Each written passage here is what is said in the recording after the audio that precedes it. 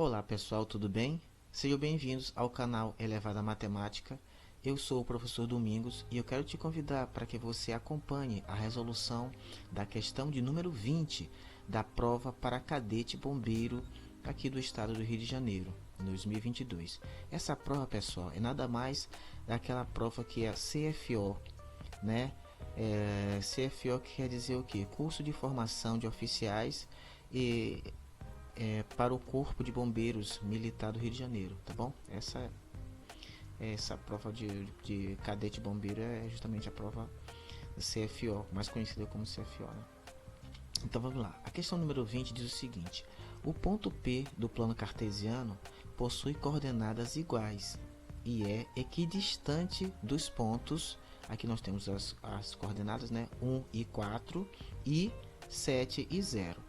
O ponto P é... Aí temos aqui as alternativas. Deixa eu passar aqui a rolagem, né? A primeira opção, né? O item A. Aqui nós temos 8 e 8.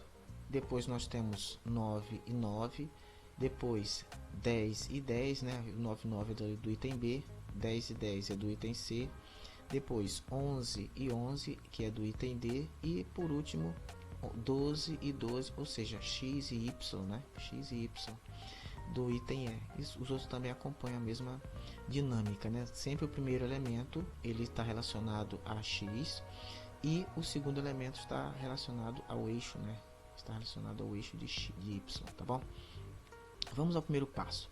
Aqui no primeiro passo, pessoal, o que eu antes de falar, né, do primeiro passo, eu gostaria de relembrar o seguinte, que essa resolução, pessoal, ela está dividida em passos. Para que isso? Eu fiz dessa maneira para que você possa realmente entender todo o desenvolvimento todo o desenvolvimento, né, dessa questão, tá bom? Então olha só, observa que aqui tem o eixo de eixo de x e aqui o eixo de y, certo? O eixo de x está na horizontal e o eixo de y está na vertical. Então eu fiz aqui a plotagem, ou seja, peguei essas coordenadas aqui e postei nelas, e plotei, né, no plano cartesiano, tá? Então esse 1 está relacionado a x, então aqui, ó, tá vendo? No eixo de x, então é 1, e o 4 ele vai estar relacionado ao eixo de y, tá aqui, ó, 4. Então esse ponto aqui é a coordenada que tem o x sendo 1 e o y sendo 4, ok? Beleza. Depois, nós temos a seguinte informação, né? Ou seja, eu peguei essa informação aqui, dessa coordenada 7 e 0 e trouxe para cá para o plano cartesiano. Então, quando o x for 7, tá vendo? Ó, x for 7, o y será 0, tá vendo? Então, ele vai coincidir aqui, ó, no 0. Então, esse ponto aqui é um ponto em que nós temos a coordenada, tá bom? Beleza. Ok, então olha só. E esse ponto P, o que significa essa questão do ponto P? Ó, o ponto P no plano cartesiano possui coordenadas iguais. O que quer dizer isso? Que tanto o x1 e o y1, né, que está aqui no plano cartesiano, eles são iguais. Então quer dizer o que? Que x1 é igual a y1, beleza? Por que eu escrevi dessa forma aqui, ó, no início aqui, P, que justamente são as coordenadas. Sempre o primeiro número está relacionado ao eixo de x e o segundo está relacionado ao eixo de y, ok? Então olha só, aqui, ó, e outra coisa que é importante, né, mencionar, esse termo aqui, ó, equidistante. O que quer dizer isso, equidistante? Quer dizer o seguinte, que esse ponto P em relação a essa coordenada, pessoal, tem a mesma distância que esse ponto P, chegando até aqui no ponto 7. Ou seja, essas medidas aqui, essas distâncias entre esses pontos, essa distância aqui e essa aqui, são as mesmas, ou seja, possuem a mesma medida, tá bom? Só para a gente ficar, para esse termo aí ficar bem, para nós ficarmos familiarizados com esse termo. Então vamos para o próximo passo. Let's go. Então nós temos aqui, pessoal, o segundo passo. Deixa eu afastar aqui a nossa placa, né? Então olha só, tem aqui o plano cartesiano, né, que é representado por x e y. E agora o que eu fiz? Eu vou até passar um pouquinho, voltar um pouquinho a rolagem para você compreender. Ó, essa parte aqui, pessoal, é nada mais nada menos do que essa transcrição. Eu peguei essa informação aqui e trouxe para cá para que nós pudéssemos fazer uma análise bem melhor. Então o que acontece? Aqui eu tenho o 1, né? E tem o 4, que é justamente a coordenada, aquela primeira coordenada que foi fornecida. E temos a coordenada do ponto P, que tem aqui, ó, tá vendo? O x1 e o y1, beleza. Aqui nós temos a distância, né? Como já foi mencionado, que essa distância, ela ou seja, o termo equidistante quer dizer o quê? Que essa distância aqui é a mesma, né? Ou seja, a mesma medida que para essa da outra aqui, essa outra, tá bom? Então, essa aqui, ó, é esta que eu trouxe para cá, tá bom? Para a gente verificar de forma separada. Então, o que você observa aqui? Que nós podemos observar que temos um triângulo. Por quê? Porque a base desse triângulo, né? Essa base, ela é paralela, essa base aqui, ela é paralela ao eixo de x. E essa outra parte aqui, que é a altura, ela é paralela ao eixo de y, tá bom? Então, com isso, o que nós temos, pessoal? Temos um triângulo retângulo.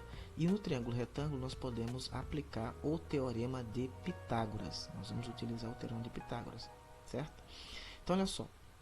Professor, por que o senhor escreveu aqui, ó, y1 menos 4? Sim, porque esse valor aqui, ó, do y1 é maior do que o 4. Então, para que nós possamos descobrir qual é a medida dessa altura, ou seja, é só subtrair o maior valor do menor. Apesar de que nós não temos aqui escrito o valor, mas sim, se está subindo aqui o gráfico, né? À medida que vai subindo, os valores vão aumentando, beleza? Então, esse valor de y certamente é maior do que o 4. Então, por isso que nós podemos escrever na forma, né? Nessa estrutura aqui. Ou seja, representa essa distância entre esse ponto, né? Aqui, né? Essa base aqui que está passando aqui pelo ponto 4, né? Que é paralela aqui, está. Essa base ela é paralela ao eixo de x, né? E ela coincide aqui com o ponto 4. Então, essa é a medida da altura desse triângulo aqui, beleza? E essa parte aqui de baixo, da base, quanto que mede essa base? É nada mais nada menos do que a subtração entre o x1 menos 1. Professor, por que não foi o contrário? Porque, como eu já mencionei, assim como funciona o sentido aqui do eixo de y, à medida que vai subindo a seta, os valores vão aumentando, vão aumentando, né? Funciona também da mesma forma para o eixo de x, ou seja, à direita os valores vão aumentando, eles tendendo à direita, tá bom? Então, por isso que para descobrirmos a medida dessa base, nós precisamos fazer o seguinte, subtrairmos, né, o maior valor do menor. Até aí tudo bem? Tá dando para acompanhar? Beleza. Então, olha só, qual a próxima etapa que nós precisamos verificar? É o terceiro passo. Vou deixar aqui. O terceiro passo tem a seguinte resolução. Olha só. Eu coloquei a indicação, né, para a gente relembrar que x1 é igual a y1. Lembram da situação em que o problema ele forneceu, disse que os valores são iguais, as coordenadas são iguais, então isso quer dizer que x1 é igual a y1. Foi? Beleza. Professor, eu não entendi isso aqui. O que significa isso? Pessoal, isso aqui, ó, é relembrando o teorema de Pitágoras. O teorema de Pitágoras ele diz o seguinte, que a hipotenusa elevada ao quadrado é igual à soma dos quadrados dos catetos. Ou seja, essa medida aqui é elevada ao quadrado, essa outra medida também é elevada ao quadrado, tá bom? Tá, professor, agora eu entendi. Mas e essa linha aqui? Eu percebi que o senhor retirou aqui, sumiu com o y, aqui não estava aparecendo mais o y. Por que o senhor mudou por x1? Porque justamente lá no problema ele está dizendo que essas coordenadas, né, elas são iguais. Tanto o x1 tem o mesmo valor que y1. Lá no problema já foi mencionado. Beleza? Então, escrevemos numa incógnita só, ok? Foi, né? Vamos então ao nosso quarto passo. Nosso quarto passo diz o seguinte, né? Está relacionado à seguinte situação. Deixa eu chegar para cá. Olha só. Mais para cá, pronto. Foi. Então o que que acontece? O que que é na realidade isso aqui? Que eu fiz? Eu escrevi aqui o dispositivo prático, ou seja, o desenvolvimento, né, do produto notável x1 menos 1 elevado ao quadrado, eu posso escrever na forma de dois fatores. Então, x1 menos 1 multiplicado por x1 menos 1. Então, desenvolvendo esse produto notável, né, isso aqui é um produto notável, nós vamos escrever da seguinte maneira, ó, x1 vezes x1 é igual a x1 elevado ao quadrado. x1 vezes menos 1 vai dar menos 1x1, né? Depois, nós temos menos 1 vezes x1 é igual a menos 1x1. Depois, nós temos menos 1 vezes menos 1 é igual a mais 1. Então, simplificando aqui, nós vamos encontrar aqui, ó, nós vamos repetir aqui o mais 1. E nessa outra parte, menos 1x1. Menos 1x1 é igual a menos 2x1. E aqui nós repetimos, x1 elevado ao quadrado. De igual modo, nós vamos fazer a aplicação, né, desenvolvimento desse produto notável, x1 menos 4, que é elevado ao quadrado. Então, vamos multiplicar aqui, ó, x1 vezes x1 é igual a x1 elevado ao quadrado. x1 vezes menos 4 é menos 4x1. Depois, ó, menos 4 vezes x1, menos 4x1. Depois, menos 4 vezes menos 4 é igual a mais 16. Aqui nós vamos repetir, vai ficar mais 16. E depois nós vamos fazer a seguinte simplificação. Menos 4x1 é igual a menos 8x1. E aqui nós vamos apenas repetir. Foi? Beleza? Então, olha só. Até aí tudo bem, né? Tá dando para acompanhar. Agora, o que nós vamos fazer? O que significa que essa outra parte? Essa aqui, ó, é justamente essa parte aqui que está no primeiro membro, que é D1, né, elevado ao quadrado. Eu repeti aqui. E essa parte aqui de baixo, pessoal, o que eu fiz? Eu vou simplificar, porque é o somatório, não é isso? Essa aqui representa essa parte aqui, ó, desse produto notável. E essa outra parte aqui representa essa segunda parte aqui, tá bom? Então, vamos somar. Né? Escrevi essa parte aqui, certo? E essa outra parte aqui. O mais 16 é igual a 17. Menos 2x1 menos 8x1 é igual a menos 10x1. E depois, x1 elevado ao quadrado mais x1 elevado ao quadrado é igual a 2 vezes x1 elevado ao quadrado. Foi? Então, vimos aí o nosso quarto passo. Vamos então avançar agora para o nosso quinto passo. No nosso quinto passo, pessoal, o que nós temos? Temos agora a nossa segunda etapa. Lembrando, né, que são duas partes, ó, tá vendo? Temos aqui, ó, nós analisamos primeiro essa questão aqui desse triângulo, que foi nessa parte. E agora nós vamos analisar essa outra questão aqui, ó, que é um triângulo também que é formado, ok? Então, deixa eu afastar um pouquinho mais para cá, para você ter uma boa visualização. Então, olha só. Aqui nós temos a outra etapa, né, que é a outra distância, né, a outra distância, né, entre os pontos, e vai formar também um triângulo retângulo. Por quê? Porque em relação a esse eixo de x, em relação à altura, elas são perpendiculares, certo? E essa altura aqui ela é paralela ao eixo de y, e como o eixo de y ele é perpendicular ao eixo de x, forma um ângulo de 90 graus. E sendo essa altura aqui paralela ao eixo de y, nós vamos obter a mesma dinâmica, que é justamente vai ficar perpendicular. Ficando perpendicular, forma um ângulo de 90 graus. Formando um ângulo de 90 graus, temos um triângulo retângulo, a qual nós podemos aplicar o teorema de Pitágoras, certo? Beleza. Professor, então qual é a medida dessa altura? A medida da altura, pessoal, é nada mais nada menos do que a subtração entre o y1 menos 0, que aqui nesse ponto aqui é o 0, certo? Então, y1 menos 0, essa é a altura. E vamos lá, essa outra parte aqui, a base. Qual a medida dessa base? Então é a subtração entre x1 menos 7. Professor, mas por que não foi 7 menos x1? É como eu já havia falado. Todos os valores que vão se mostrando, né, se apresentando à nossa direita são valores maiores. Então isso quer dizer o quê? Que o 7 vai ser sempre menor que o x1, ok? À medida que os valores vão avançando à direita, são valores maiores, ok? Então é x1 menos 7. Essa é a nossa base. E aqui nós temos essa distância entre esse ponto, que é a nossa diagonal, né? Que é a hipotenusa, ok? Então essa é a hipotenusa. Então nós podemos aplicar o teorema de Pitágoras, que diz o seguinte, que é o que nós vamos observar agora no sexto passo. Vamos ao sexto passo. No sexto passo, nós temos a seguinte situação. Eu repeti aqui, para a gente não esquecer, né, como já fora mencionado, lá no problema ele diz que os valores de x e y são iguais, então eu coloquei aqui para a gente não esquecer, tá? E aí nós vamos aplicar o teorema de Pitágoras, que ele diz o seguinte, que a medida da hipotenusa elevada ao quadrado, ou seja, esse valor aqui, tá? Essa distância entre o ponto P e o ponto 7, que é essa é a nossa hipotenusa, elevado ao quadrado é igual à soma dos quadrados dos catetos.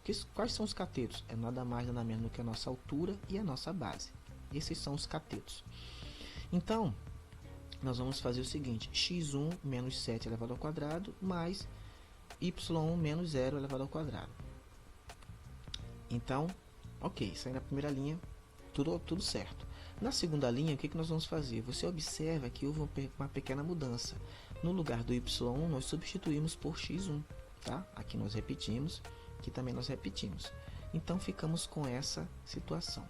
Agora, vamos avançar e verificar o que aconteceu, né, no nosso sétimo passo. Então, aqui é nada mais nada menos do que o desenvolvimento dos produtos notáveis. Né? Então, aqui, ó, x1 menos 7 elevado ao quadrado, tem um desenvolvimento aqui, ou seja, o dispositivo prático. Tá? Então, nós temos aqui x1 menos 7 vezes x1 menos 7. Por quê? Porque está elevado ao quadrado. Né? Então, aqui escrevemos sob a forma de um produto de fatores iguais. Agora, vamos desenvolver? Ok, vamos lá. x1 vezes x1 é igual a x1 elevado ao quadrado. Depois, nós vamos multiplicar o x1 vezes menos 7. x1 vezes menos 7 vai dar menos 7x1. Agora, nós vamos multiplicar o menos 7 vezes o x1. Menos 7 vezes x1 é igual a menos 7x1. E, por último, menos 7 vezes menos 7 é igual a mais 49. E aqui nós vamos repetir, 49. E agora nós vamos simplificar. Menos 7x1 menos 7x1 é igual a menos 14x1. E aqui nós vamos repetir, beleza? Aqui, o x1 elevado ao quadrado é só multiplicarmos, né? Vai ser igual a x1 elevado ao quadrado, beleza? Nem precisava desenvolver, né? Mas tudo bem. Vamos lá. Agora, vamos aqui na simplificação. Essa simplificação de que, professor? É justamente, nós vamos somar esse valor, né? Porque ó, se você observar aqui, ó, esse x1 menos 7 elevado ao quadrado é esse desenvolvimento aqui, tá? É o trinômio do trinômio quadrado, né? E que é um produto notável, ok? E vamos somar com esse valor aqui, ó, com x1 elevado ao quadrado. Então, olha só, escrevemos aqui, ó, repetimos essa parte aqui, tá? O d2 elevado ao quadrado, repetimos, que é essa parte aqui, certo? Trouxemos para cá. E agora nós vamos somar. Então, aqui vamos repetir, mais 49, aqui menos 14x vezes 1, e aqui x vezes 1, não, x1 menos 14x1, e agora nós vamos somar x1 elevado ao quadrado mais x1 elevado ao quadrado é igual a 2 vezes x1 elevado ao quadrado. Bom, e agora vamos ver o que acontece, né? no oitavo e último passo. No oitavo e último passo, pessoal, o que nós temos? Nós temos aqui a seguinte situação. Ó, D1 elevado ao quadrado é igual a D2 elevado ao quadrado. Professor, mas por que isso? Lembra que lá no início do problema ele disse que são equidistantes, ou seja, tanto o ponto. Vou voltar aqui para você entender. Ó. Tanto esse ponto aqui, ó, tá vendo? Do ponto 4 até o ponto P é a mesma distância do ponto P até o ponto 7, certo? Lembrou? Vamos lá então voltar então lá para o oitavo e último passo para a gente concluir então. Olha só, nós temos aqui que esse valor aqui, ó, é justamente o valor de D1, né, elevado ao quadrado, a simplificação, escrevemos nesse primeiro membro, e de D2 escrevemos também aqui no segundo membro. Então, D1 aqui no primeiro membro e o D2 elevado ao quadrado, é claro, né, no segundo membro. Observem que dessa forma ficou mais fácil de nós resolvermos, porque se você perceber aqui não tem y, né? Nós temos uma incógnita só, que é a incógnita x. Então com isso vai facilitar o nosso cálculo. Por quê? Porque encontrando o valor de x1 vai ser o mesmo de y1, certo? Por isso que lá no início, não sei se você notou, eu justamente fiz a substituição. Fiz as substituições, né? Onde existiu o valor de y1, eu substituí por x1. Justamente para que quando chegássemos a esse ponto, nós tivéssemos apenas uma incógnita, ok? Então, vamos à resolução. Aqui, eu, né, como já mencionei, né, tinha mencionado, agora aqui o que acontece nessa outra linha aqui, nessa terceira linha?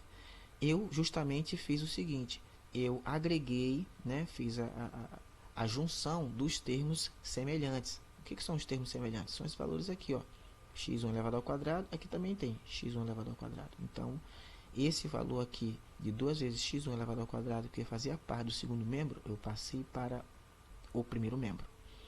Então, estava fazendo parte do segundo membro, passei para o primeiro membro. Então, fica negativo. Esse menos 10x1 continua sendo menos, porque ele continua fazendo parte do primeiro membro. Em contrapartida aqui, ó, o menos 14x1, ele era negativo e estava fazendo parte do segundo membro. Precisamos passar para o primeiro, então vai mudar o sinal. Vai ficar mais 14x1. Aqui, o 49 mais 49, conservamos o mesmo sinal, porque ele não saiu, ele não mudou de lugar, né? Aqui ele não saiu do segundo membro, ele continua fazendo parte do segundo membro, então ele continua sendo positivo.